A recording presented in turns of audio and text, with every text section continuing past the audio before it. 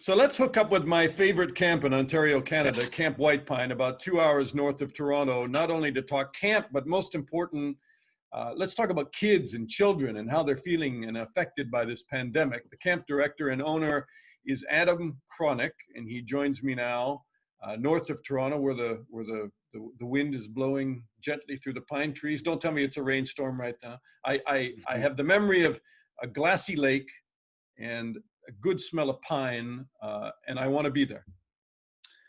Well, today the sun is shining, the lake is glass, and it could not be more beautiful. It is like a picture perfect day, and we're enjoying it the best we can. Absolutely. It's exactly as you remember it and imagine it, Dana. How long has your family had that camp? My father started the camp in 1956. 1956. Wow. Yes, this would be our 65th year of camping, and he was a pioneer, of course, and I know you remember him. And he along with a few other camps started in that time frame in Ontario and in the eastern seaboard of the states, and they were really pioneers. They started from scratch, and they developed philosophies and lifestyles and ways of living that have endured. I should say, because you're referring to me now, I should say that I was a counselor there. I taught the riding program, and That's right. I was a camper when I was a kid, and I believe in getting kids out of cities and up into pine forests and doing all sorts of things that we're going to talk about. But Camp White Pines I think is just one of the best camps in the world. But there are 400,000 campers in Ontario. Is that right? That's right. There's about 400,000 campers who go to overnight camps, accredited overnight camps in Ontario. And there are many, many different types of camps. That has changed a lot in recent years. But it's an experience. It's a lifestyle that families becomes embedded in families' cultures, and it's been that way for decades. Is The camp interesting canceled? thing, camps, yes, camps. The Premier of Ontario, Doug Ford, announced camps, overnight camps are canceled in Ontario for this year. Day camps actually are allowed to open with a set of guidelines that have been put out by the Chief Medical Officer of Health.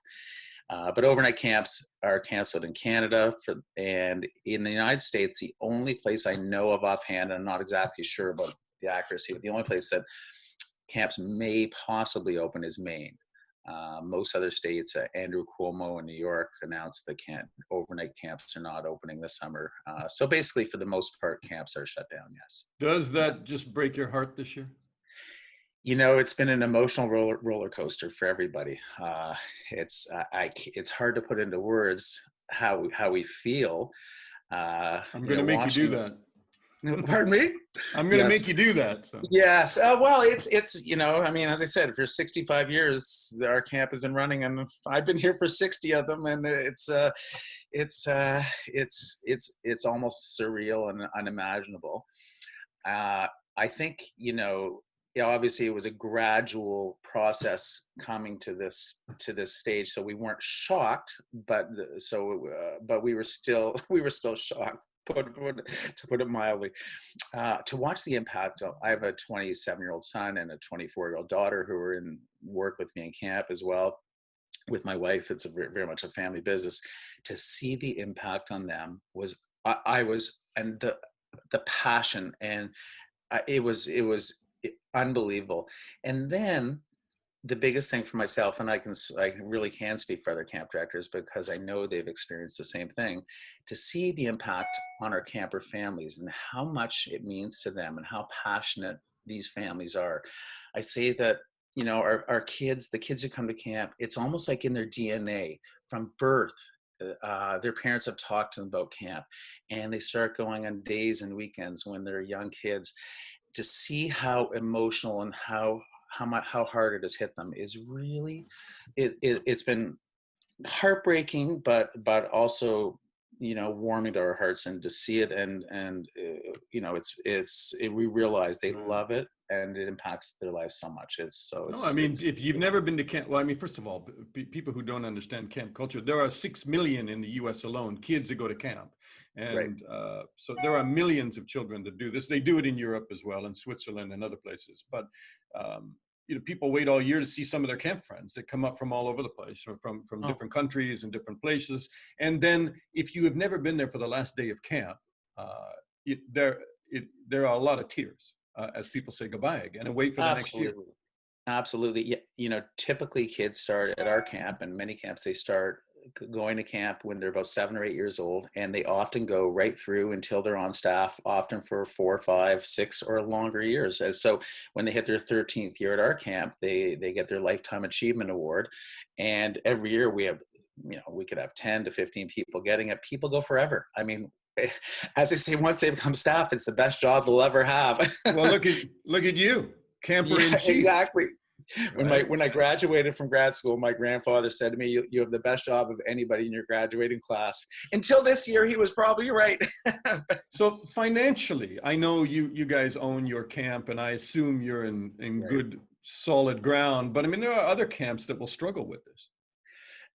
We will all struggle. I mean, in our industry, in the camping industry, I assume for day camps as well, but certainly we all have a lot of fixed costs. All year long, we're building buildings, we're taking care of the site.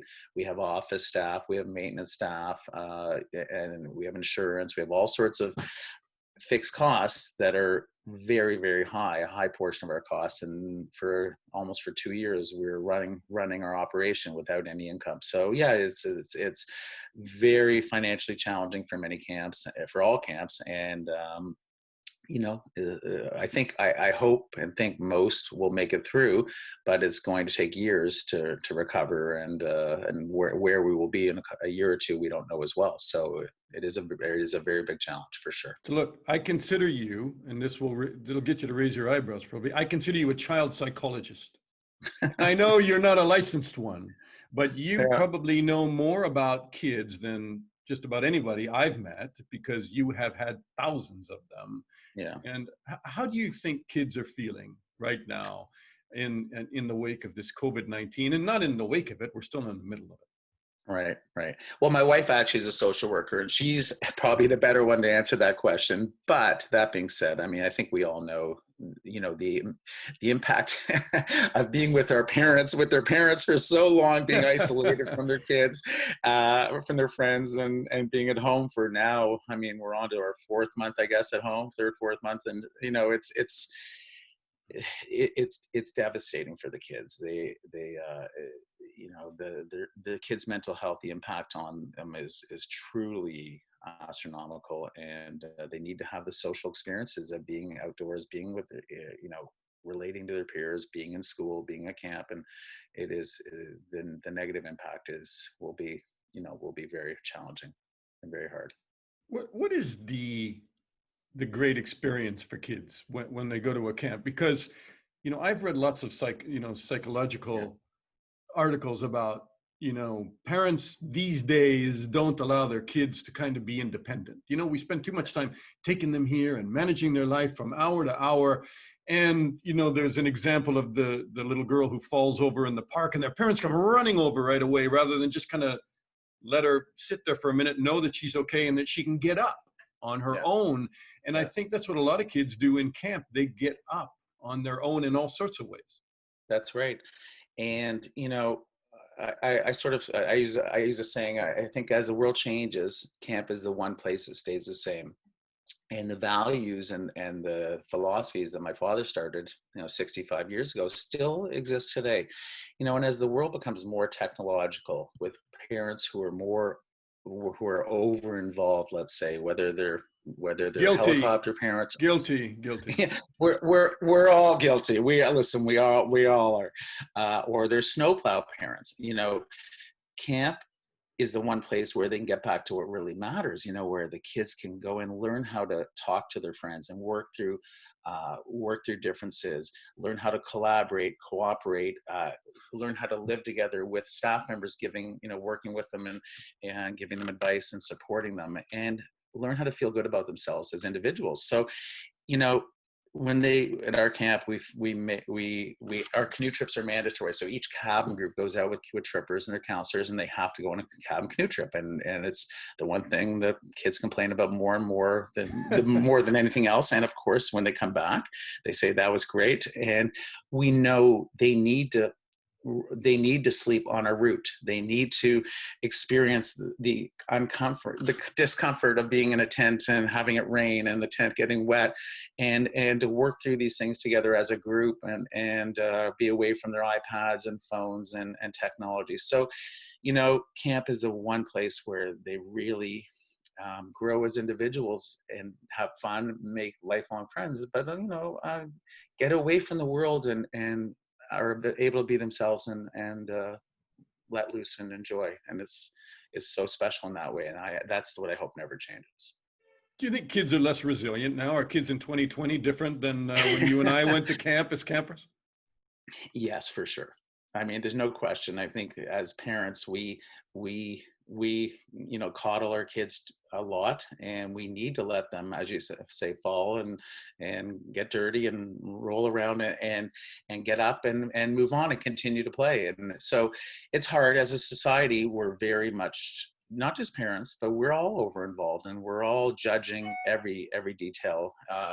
And the kids are worried about things that they don't need to be worried about, hopefully. And so, yeah, I mean, I think they are less resilient, but naturally when they get to camp, they start to build resiliency, as you say, and they become that way. And I think that's why, the people who end up working on staff and continuing on, they are incredible adults. They learn so much about working, as I said, collaborating and being resilient, strong human beings. So, society pushes us away from resiliency, but I think activities like camp and others, build it back up. So all those parents who normally send their kids to camp and get a couple of months off, you think they're going to have a big taste of resilience this summer? That's right. No, there's no question. This is having a big impact, not just on the kids. There were a lot of canceled plane tickets, that's for sure. So how do you give that to your kids if you can't, if they're not going to be in cabins and, pushing paddles through the water and getting up off the ground with a portage canoe on their shoulder, and how are parents going to try and give that to them in the summertime? What do you recommend? It's really hard. I mean, obviously a lot depends on if they're able to get out of the house as well. I mean, we all try and work with our kids and develop resiliency within the home, but the more experiences they can have outside the home that do so, or the better. I mean, for some older kids, I've talked to parents about things they can do, and whether it's getting a job or whether it's we have some of our CIT boys this summer, some of our 16-year-old counselor in training campers they want to do a run to camp, like a Terry Fox type run, where about 6 of them, they bring vans and they rotate and do a whole thing raising money for charities. And they have to find experiences that challenge them in ways that they're uncomfortable with, and but also where they can grow and learn. So but it is hard. It is definitely hard. Adam, I want to leave you smiling, and we wish you the very best. I'm a big fan of Camp White Pine and outdoor experiences for kids, and I know you will survive, and you will be back next year, and stay light of heart as much as you can in the COVID-19 situation. Well, thank you very much, Dana, and all the best to you and your family and everyone there. And our hearts are with you. And thank you. Thank you, Adam.